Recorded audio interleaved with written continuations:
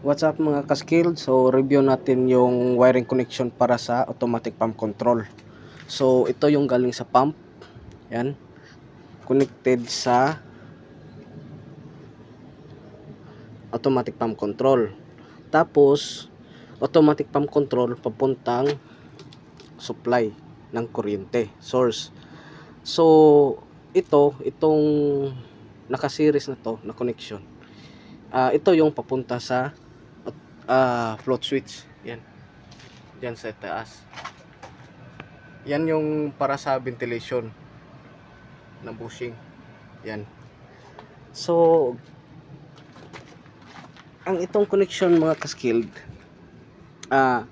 kung walang float switch, itong dalawang wire na to, itong dalawa, nakadugtong yan, isa. Nakadugtong yan. So kapag maglalagay kayo ng level control switch or float switch, ikakat nyo lang yung isang wire, tapos yung isa pupunta doon sa float switch, at saka yung isa papunta din doon sa common ng float switch.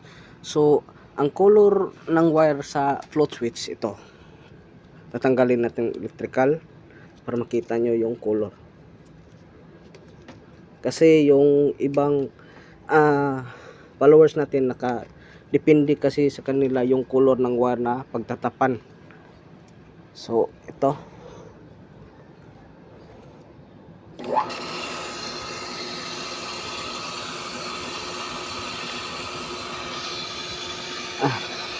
parati lang umaandar yung automatic pump control natin, kasi kapag nag-open sa faucet, automatic aandar, tapos pag nag-close ng faucet, automatic mag-o-off. So ito yung connection mga ka-skill, mula sa automatic pump control dito brown, tapos dito sa common. Pwede magkabaliktad yan, pwede.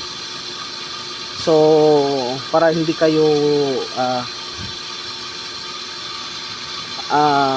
yung nakadetermine kayo sa wire color, so pwede magkabaliktad yan, basta tama lang yung connection. So yan, ito yung common black, ito yung normally close, itong brown. So ito yung kinat natin, yung supply. Yan, kapag walang switch, isa lang yan, papunta lang yan dyan. So kapag may float switch, yan, cut nyo lang isang wire, tapos idugtong nyo sa wire papuntang float switch. So ganyan lang kadali mga ka-skill.